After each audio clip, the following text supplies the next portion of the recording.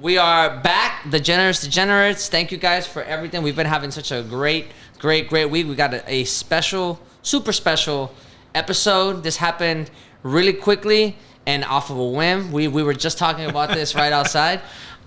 Because if you guys have noticed, if you guys have been watching the episodes, we're back at Vaquero Taquero. Miguel was so kind enough to let us film in here again, but we are here with Jose Arlat. Ralat? Yeah. Why did because he said Arlat, and that's what... No. It is technically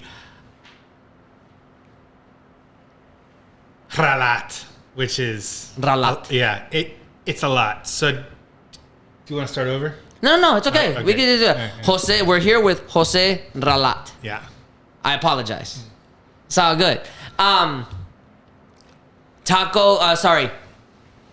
Jose Ralat, Texas Monthly, top 50 tacos in Texas just got released last week. We're going to talk about that journey. We're going to talk about all it took for you to get that to happen, all of the trials and tribulations and the greatness and all the tacos that you had to eat.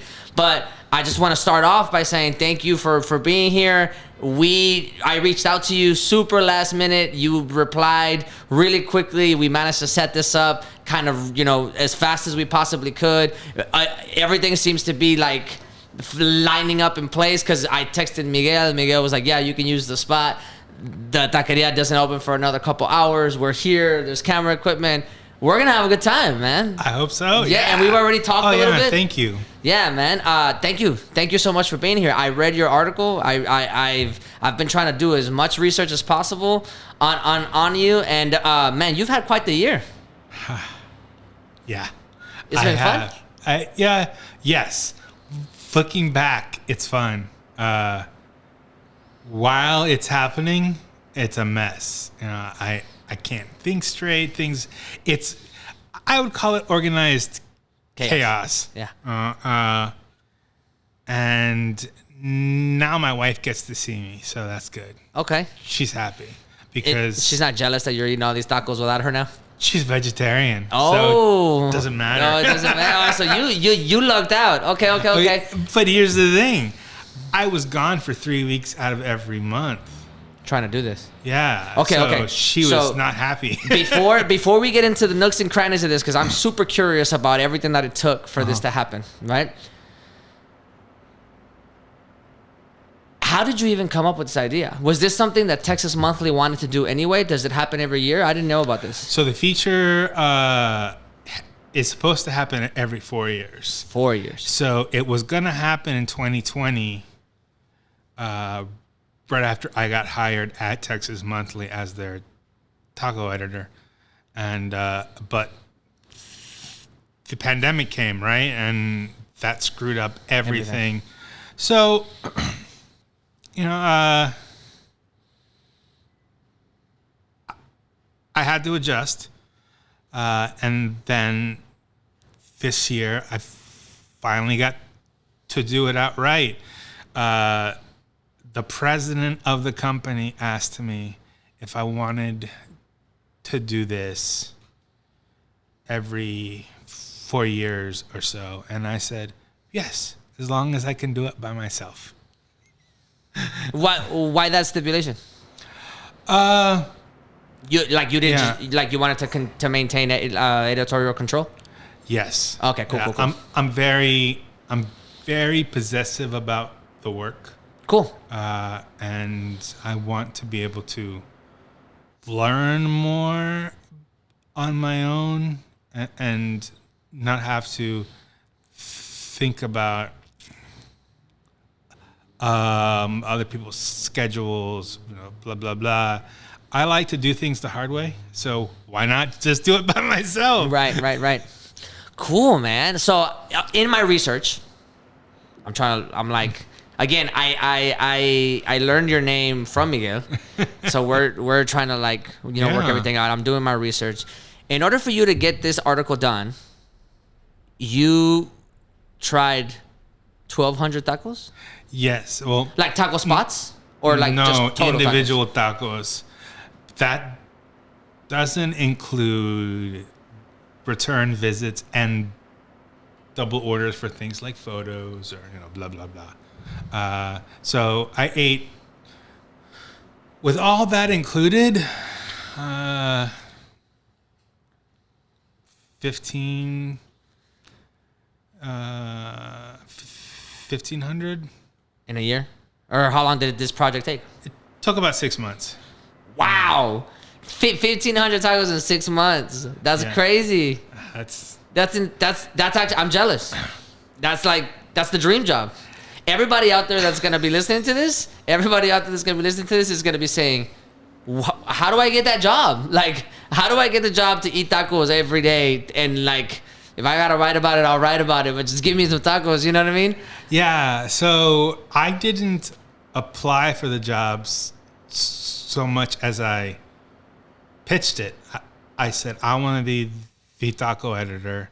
It took me 4 years to actually get the job because I was relentless. This attitude of seeking something out, of overcoming obstacles, of not taking no for an answer. That's what drives me professionally, and it's what drove this feature. I had an idea about what some of the elements were going to be, and did I have some ideas about who would be on the list? Yes, some, but it doesn't mean that they made it on the list because maybe I visited and it was not up to par. Maybe I visited 3 times and only 1 time was good. That's uneven, that's inconsistent. So I can't in good conscience put that in that. Yeah. Wow. Okay. So I have so many questions, like a lot. I didn't realize that I was going to have this many taco questions until I started thinking about, getting in front of you. But now that we're here, we're just going to try to peel at these layers, right? Let's talk overview for a second, like 30,000 foot view. What were the criteria in order to for you to say okay, these are contenders? Like, are you going flavor, region,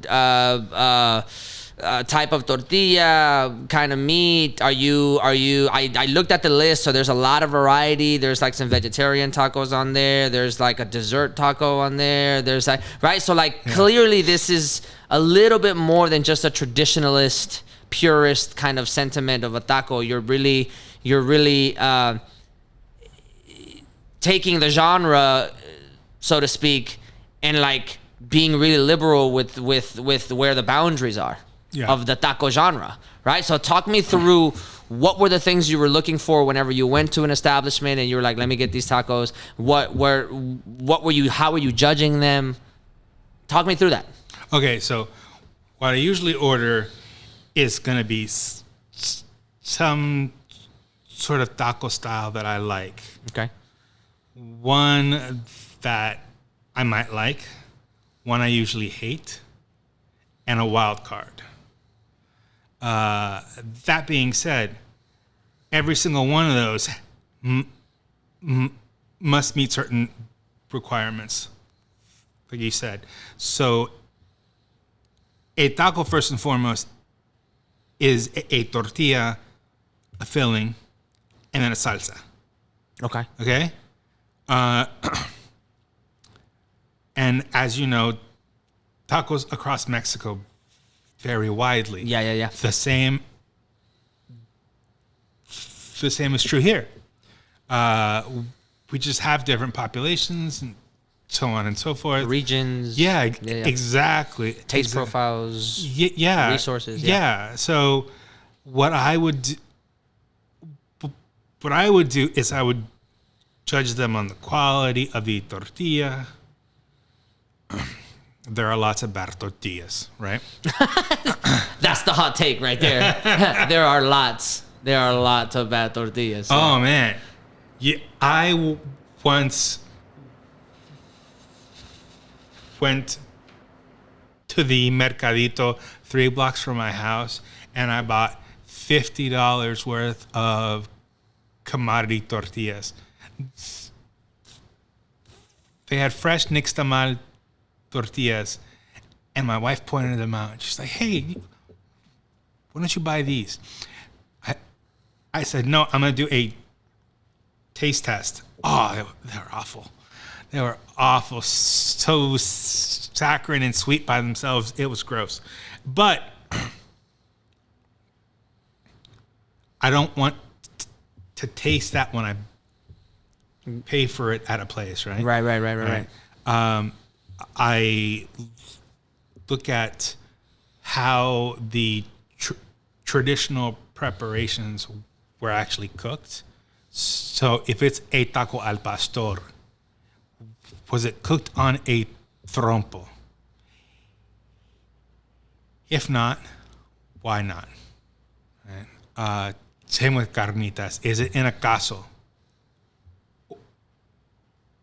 Or is it just The roasted pork? Yeah. You know? I would look at creativity. I would look at salsas. And most importantly, I would look at not creativity, because that's one of them. Yeah. But flavor. How tasty was this taco? Because ultimately, that's what matters. Right? That's the litmus. That's the highest one. Yeah. So if it tastes great, every other thing just goes out the window. Right? Yeah, because it makes you question everything, right? Like it was like, what if you like, this is amazing? Who the fuck cares? Okay. Yeah. Was there a situation where you were going into it like a traditionalist? Like I'm going to give you an example. This might have not have happened, but what was there? Excuse me. Was there a situation where they said it was al pastor, it wasn't cooked in a trompo, you asked why, you were a little skeptical, you ended up tasting it, it's delicious, and none of it matters now? Was there that kind of example that happened? No. Where they strayed away from the tradition in a way that was like really weird, and it still ended up being so good that you're like, oh my God, this is undeniable? So it happened with Suadero at a place in El Paso called Taco Neta. They did some crazy stuff. That's the top 10. That's on the top 10. Yeah, Taco Neta. Yeah. And Sticks and Stone, which is in San Antonio. The guy's born and raised San Antonian. He's part Chinese. He's part Mexican American. Wow. Leo Davila. And he makes Big Red and Barbacoa tacos. Now, Big Red? Yes. And Barbacoa. That's a huge... Like the soda. The soda, yeah. That's a huge pairing in South Texas. So he nixtamalizes his masa, but puts the Big Red in it. And so the masa turns pinkish red, almost red. Tastes like Big Red, but better. Okay. It's toned down a lot. And then he smokes the barbacoa. Smokes the barbacoa over applewood. Lets it sit overnight till it gets cold. He takes it out, scrapes all the fat off of it so it's lean. Okay. All right. And then he puts in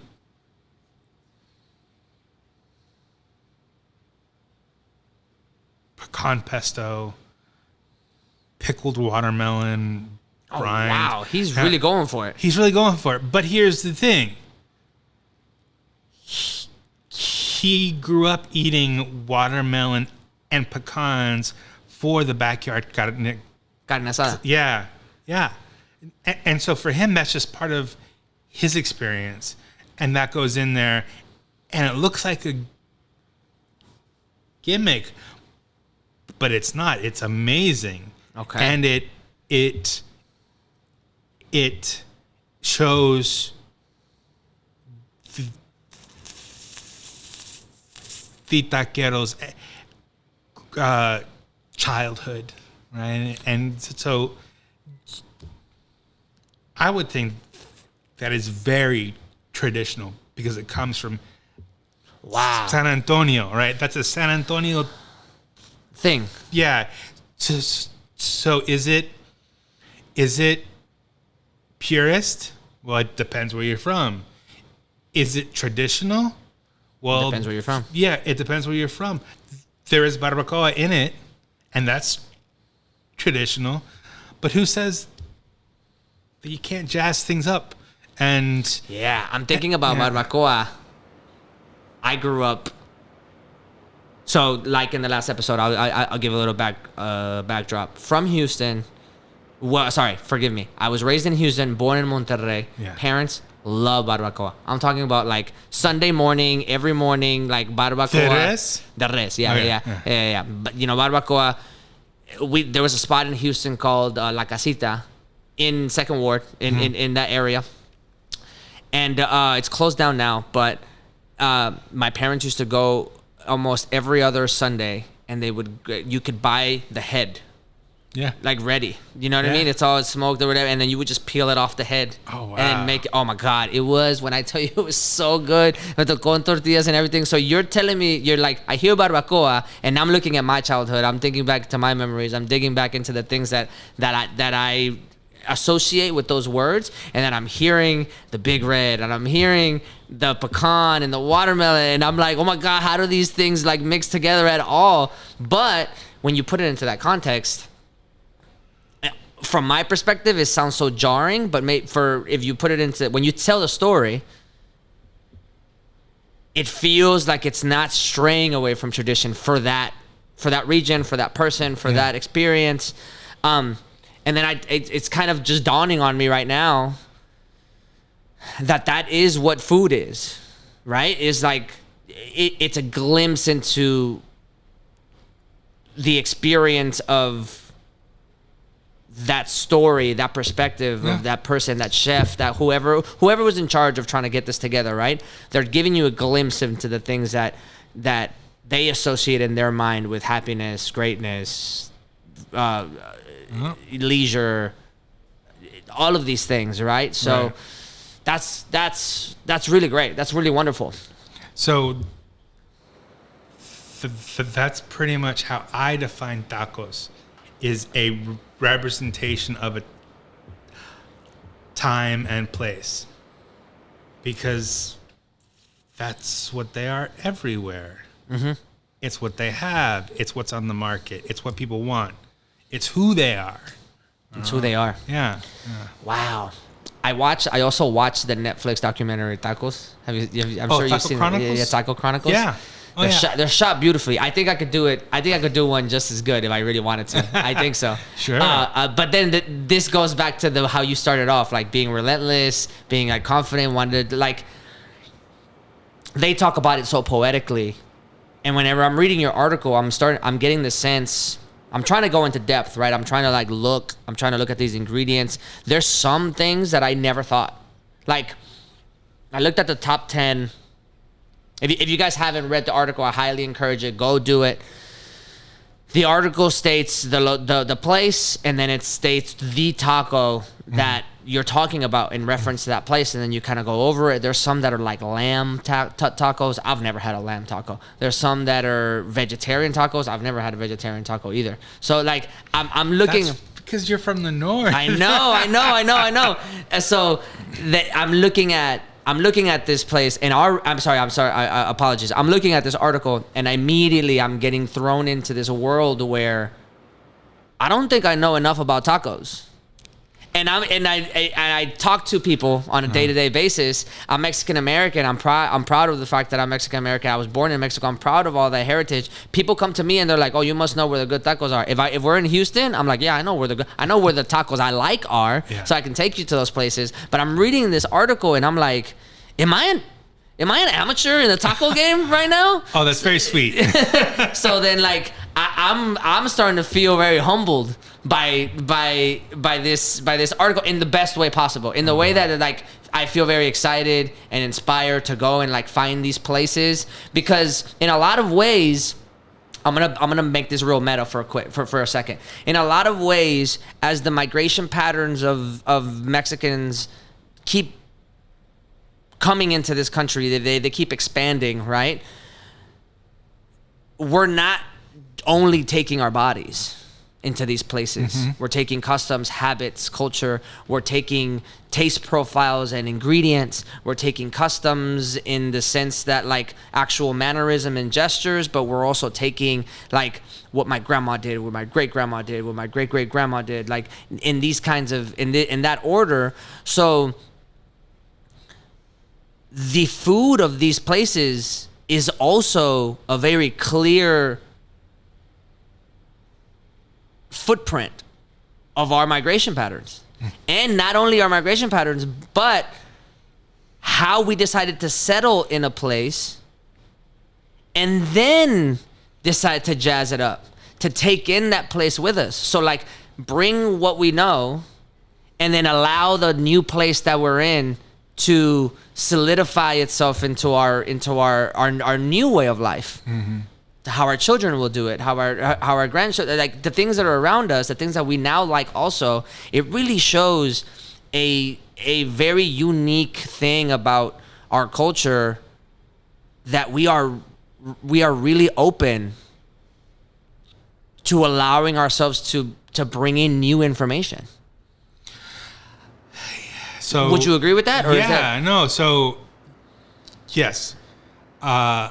What excites me the most about this job and about the work I do is that, sure, it's about the food. Food's great. We all need it. Perk. Yeah. But it's more about the stories behind the food, the stories of the people. I have been fortunate to have people feel so comfortable with me that they speak about rape, they speak about physical abuse, they talk about drunk husbands, trauma in general. Yeah. Trauma in general. Things that the average person walking in wouldn't get right away. Yeah. But it doesn't mean that it's easy for me, because, as you know, in Spanish, there are a lot of formal customs. You have to use your best formal tense, just be differential and then earn the respect so that they will open up. That takes a while. Yeah, man. It does. Since we're in Austin, mm-hmm. I'm from Houston and we're in Austin, so I'm gonna hone in on those cities. And I live in Dallas. Yeah. But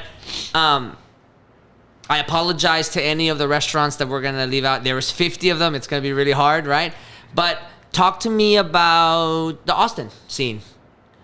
The last time that I was here with Miguel, he made a point to say that he started this business because there was a lack of authenticity, tradition, overall quality of taco here in Austin. I noticed that in the Austin area, like Austin proper, and then just a little outside, there's at least 5 or 6 that were named in the top 50. Yeah. So you'll notice that most of them are newer, so like 5 to 7 years old, because I'm going to drop some science on Austinites here, but the average taco truck sucks. They use crappy tortillas, greasy meat. It's cheap cuts, and it just reinforces the stereotype that tacos are cheap, they should be greasy, And they're low quality. and they're low quality, Yeah. and they come from holes in the wall or from trucks with flat tires and things like that. That's not Mexican food. I mean, that might be Mexican food here in Austin, but when you eat on the street in Mexico, I'm not saying that there aren't bad tacos, but there are great tacos. No, I agree. Served on the street. And if I'm walking by or I'm driving by and I see a place, I want it to be good. I don't want to have to complain about it later. I Right. never want to complain. I always go into a place positively. Right.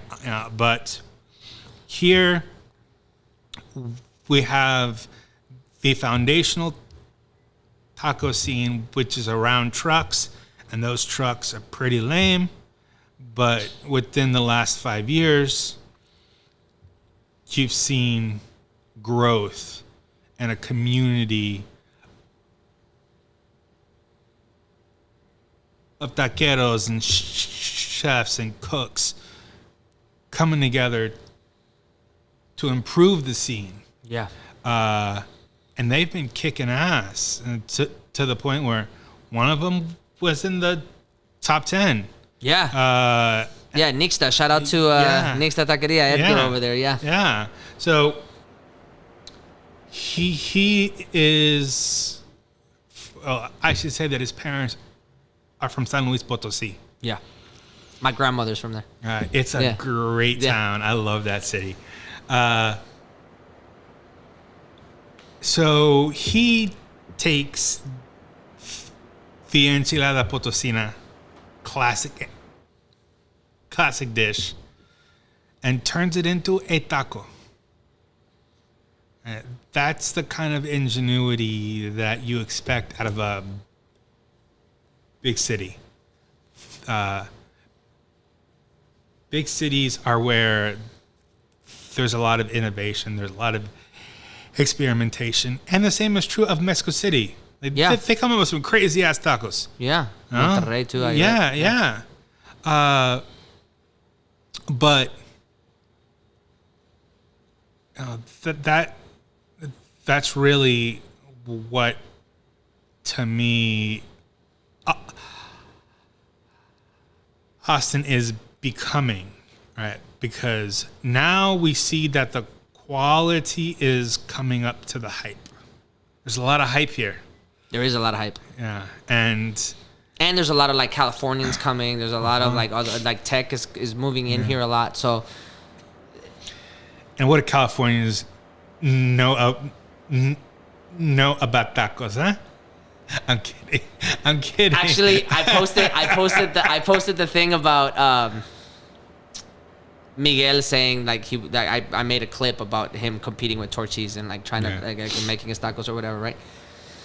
The very first comment was a Californian being like, everybody knows Texas doesn't do tacos. SoCal does tacos better than everybody. Like Mexican food in SoCal is so much better. And I've been to Cali. Cali has really great Mexican food, as does Arizona, as does New Mexico. You know.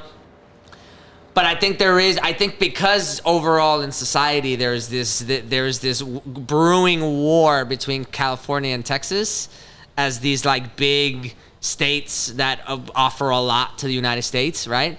And proudly speaking, the Hispanic slice of both of those states should really like take a big holding in that, because it really is a common denominator. Like if you take away the Hispanic accent, and I don't mean accent like actual linguistic accent, but just like the flavor that they bring to that state, it there's very little in common.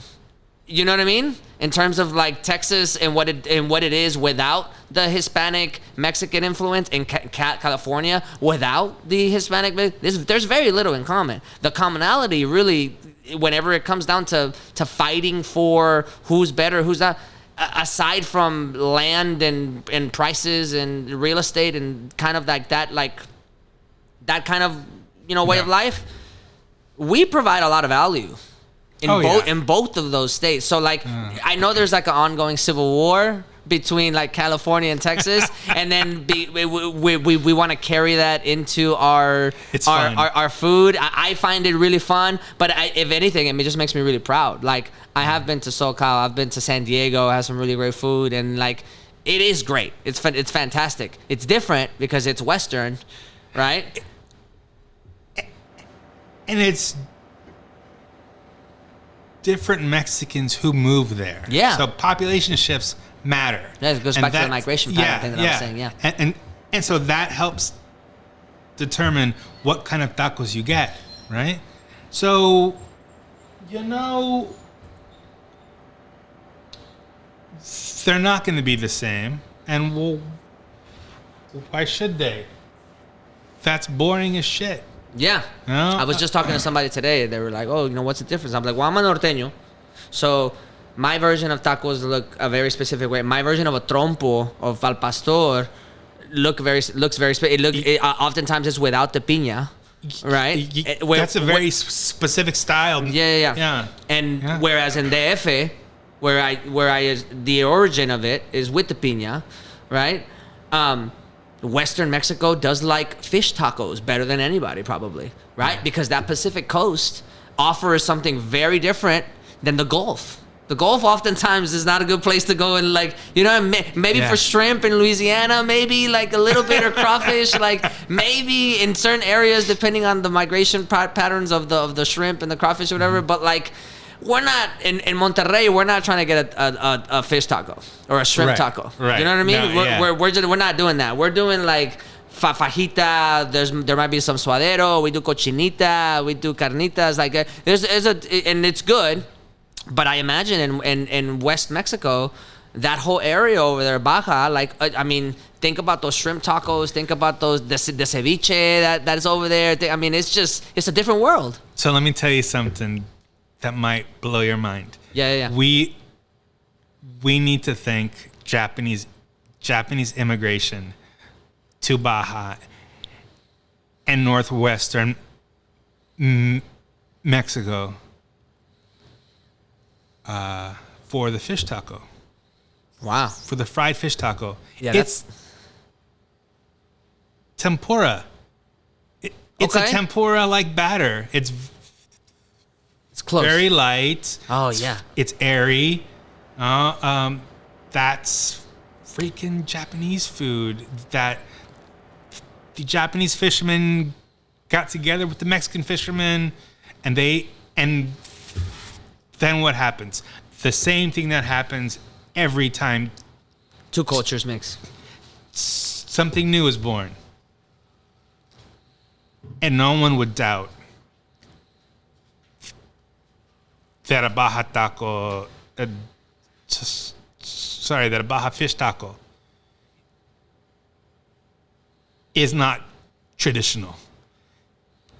You get smacked around for saying something right? Yeah. I'm thinking also like in Mexico, it's so common for like pollo al carbón, and so then you make like in my family we'll get like a whole pollo al carbón. We'll get the whole bird, or two of them or whatever, blah, blah, and then we'll make our own tacos from the pollo al carbón. So it's like again going back to those customs, right?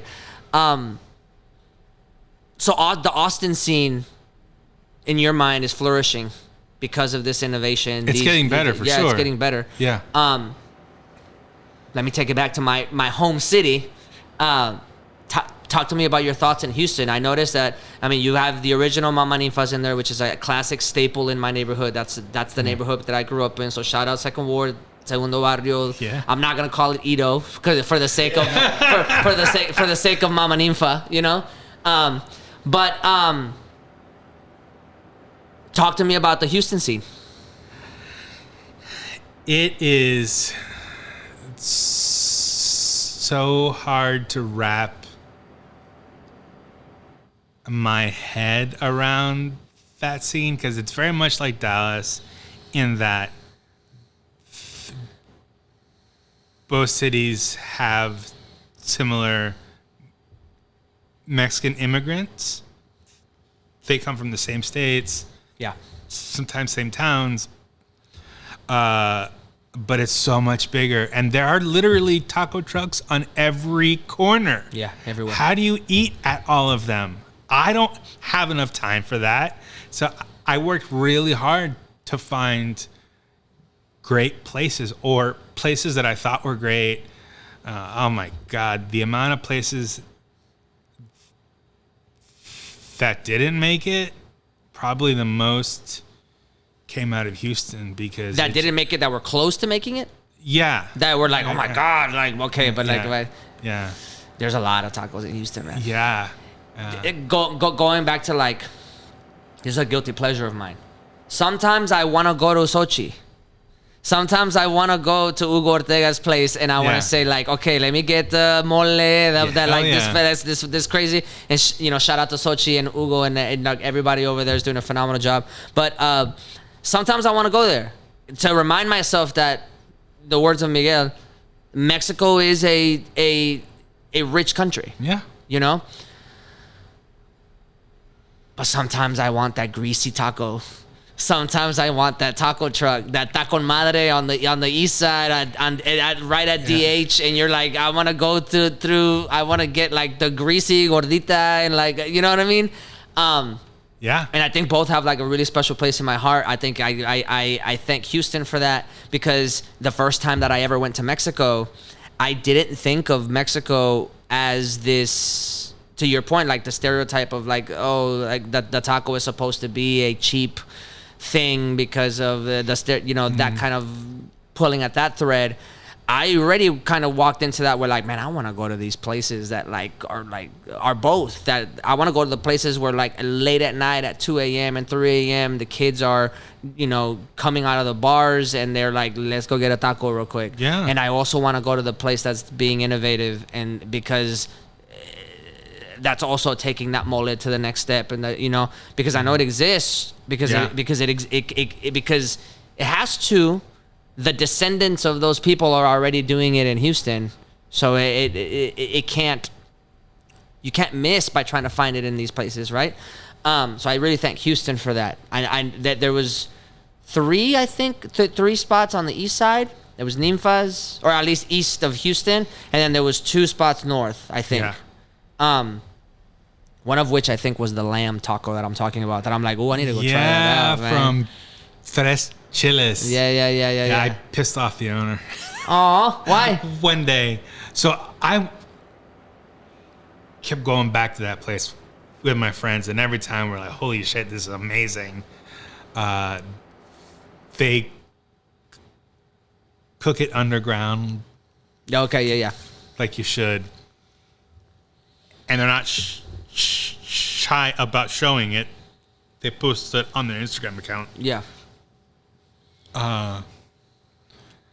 But the owner came around one time. We were there and tried to sell us an $80 raffle ticket for this big truck that he had parked right in front of the restaurant. Like between the door and the truck, there might have been 10 feet. Okay. And he's like, here, yeah, you could win this. You could win a feast, a full borrego, blah, blah, blah.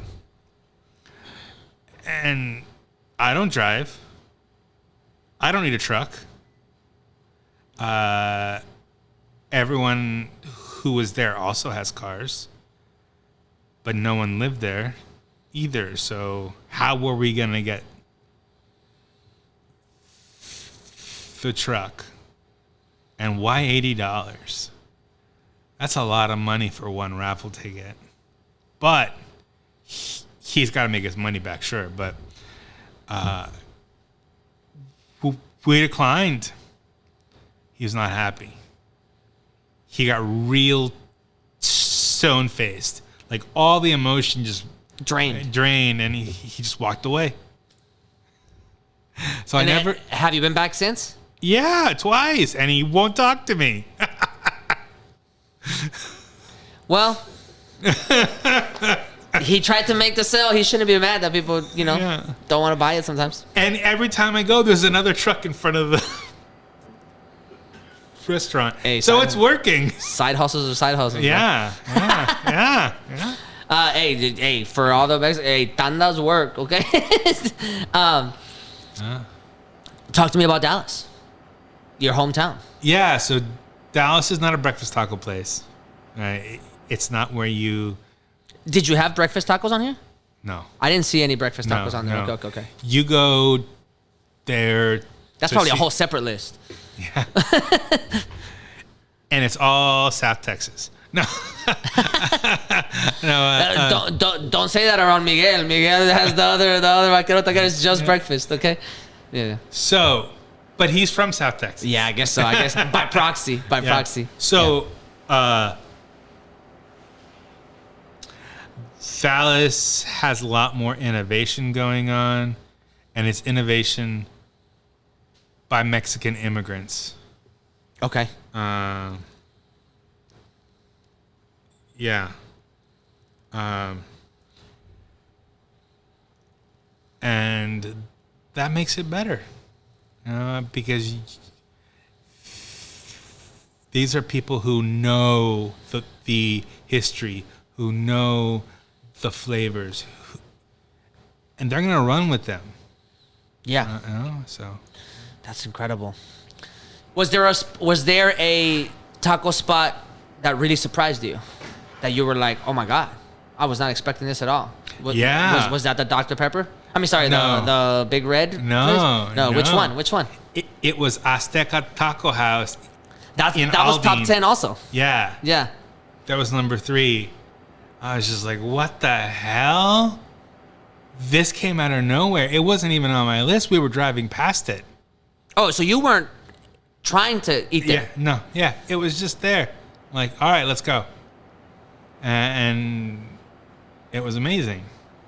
It was Blew your mind. Yeah. What about it blew your mind? So I'm a guisado guy. I love tacos de guisados. Okay. All right. So that's all they do. Oh, so you were like... This was a playground. You walked in and you were like, my people, here I am. It's funny. One guy came in, this construction worker comes in one morning and says, where's breakfast? Do you guys have breakfast? And the old ladies behind the counter said, what do you think this is? And everyone started laughing. Yeah. And it was just homey, comforting, well-made tortillas. One thing that got cut from the article was that after you pay,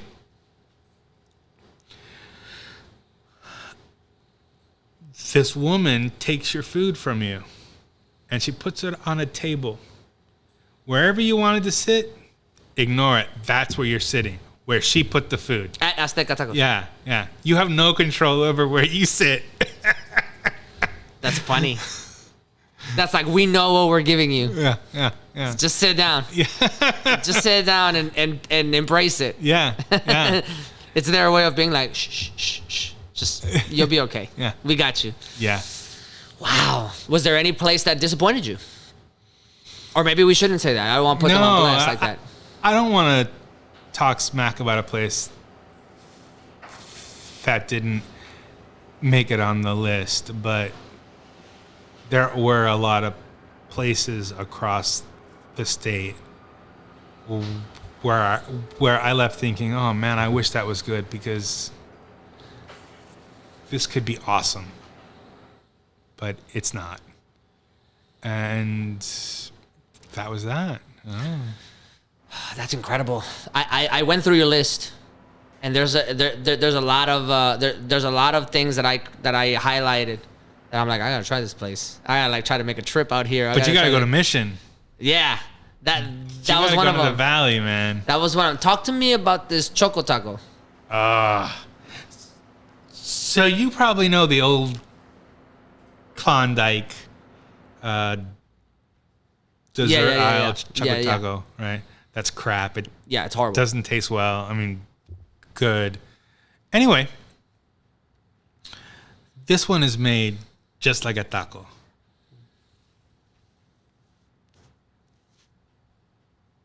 With a handmade tortilla, with fresh spices. It just happens to be ice cream and chocolate. Chocolate, that's Mexican. Yeah. It's so good, dude. It takes 24 to 36 hours to make one. That's crazy. That's crazy. That was one on my list that I was like, okay, this is avant-garde.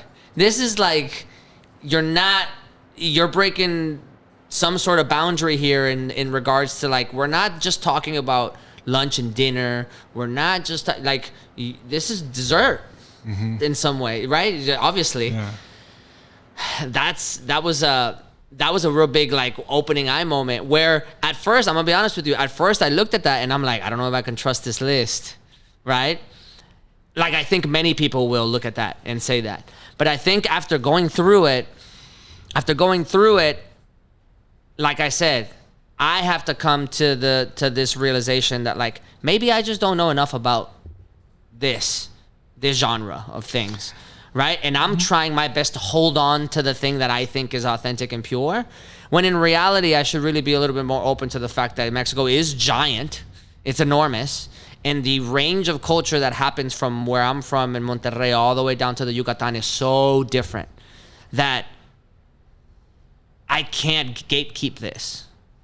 Right? And I think that's what I really walked away that's what I really walked away with from this article is that I'm super proud of Mexico. I'm super proud of where I'm from. Super proud of being American also. Super proud of being Mexican American and everything that we brought to this country. I'm super proud of Texas.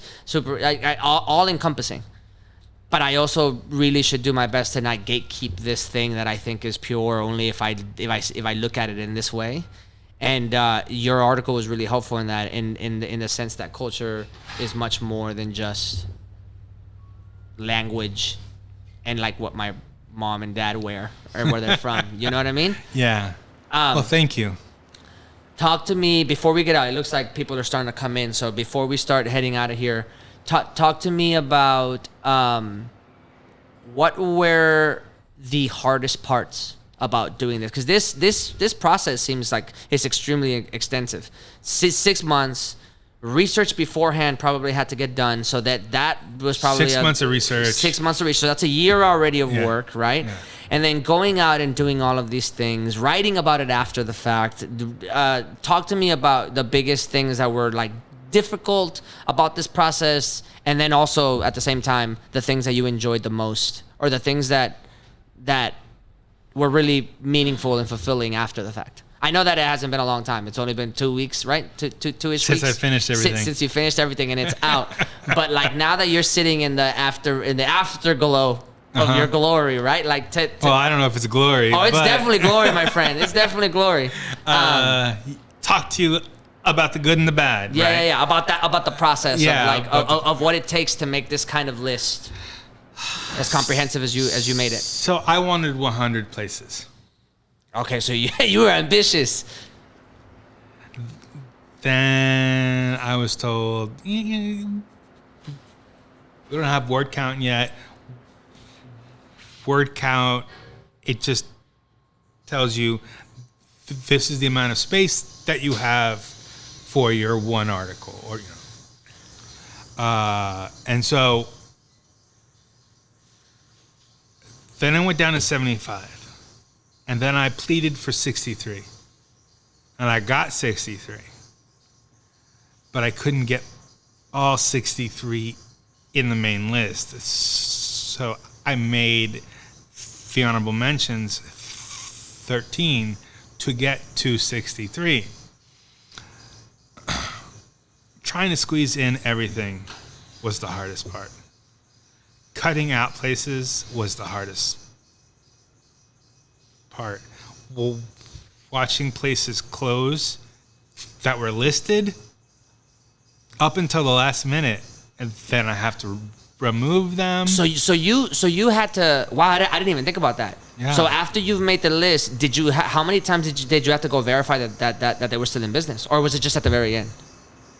Oh, I keep close tabs on everyone and on every possible place that I'm going to visit. So a lot of them are on Instagram, and I have Their the handle, notifications set, and so it'll pop up. I'm like, oh my God. So now they're off the list. Now they're off the list. What a shame. Yeah, a real shame, a real big shame. And so that was the hardest part. Yeah. The best part was stumbling across great taquerias in the middle of nowhere. This place just sort of popped up out of nowhere. It's barely a year old, and oh my God, it's amazing. Yeah. That always made my day. Yeah, it's like finding treasure. Yeah. Like finding a gold brick somewhere. Yeah, it's just so wonderful. It can change your day. It certainly changes mine. You know? Are you excited for when you have to do this again? Not right now. Are you? I need a break. What's your? Have you gotten a lot of love? It looks like you've gotten a lot of love. I see your stuff everywhere. Yeah. I'm really happy with the response. Yeah. Yeah. I think it's been great. Even the criticisms that I've received, whether they come from a good place or they come from a trolling spirit, I take that as a good response. People are engaged. They are dedicated and passionate. And shouldn't we all be? You're very nice. You're very nice. Because I get trolls on my accounts, and I'm like, you know what? You want to go? Let's go. Oh, that's my inclination. Okay. Don't get me wrong. You know, the adult in me has to catch up at some point. You know, and it's like, Okay, because I really want to respond. Like, what the hell are you talking about? You don't know what you're talking about. You weren't there. But you got to be nice about it too. Yeah. You know. Sometimes I'm not nice on my accounts. Yeah, But it's different though, because the brand name has Degenerate in there, so like I've got a little wiggle room of me being like, okay, like you know what you walked into, like it's not like we're not the AP, you know what I mean? Yeah. So on my Twitter account, I have a chili emoji, and every once in a while, people will tweet me something. And I'll shoot back, adding that chili emoji. That chili emoji isn't there for no reason. It's there deliberately to tell you I'm a hothead. Yeah, man, there's some spice coming from where I'm going, from where I'm sitting. So be careful. Yeah. Okay. Yeah. That's nice, man. That's great. I can't anticipate. Sorry, I'm anticipating that you're gonna have a harder time the next go around. Oh yeah. Because expectations people are gonna be looking for, and I think like a lot of taquerias are like looking at that as a very good litmus test for like, well, if you want to be somebody. Well.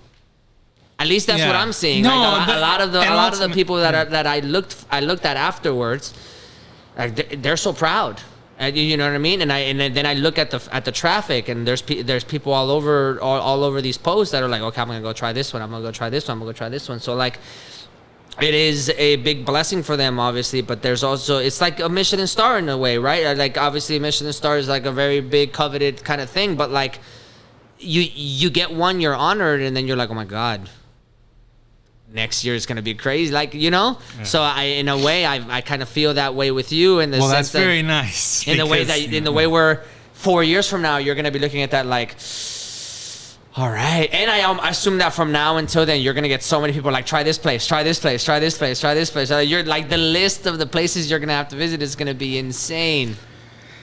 Feel free to take me with you. And now they know what I look like. Yeah. Because I've been on TV. And, Feel free to take us with you. We'll gladly document whatever you want. Yeah, that'll be fun, man. Yeah, man. Let's do it. Is there anything else that you want to say? Like, your camera's right here, so you can do a quick zinger if you want to, like, try to get people to, like, your social media, your article, everything. Just, you know, talk to the people real quick. Thank y'all for tuning in. Follow me on Instagram at Taco Trail Official and at Taco Trail every place else. Do not find my personal account and try to be my friend. I will delete it. Because only certain people get to see my son. Cool. Yeah. That's fair. That's fair. Yeah. And, you know,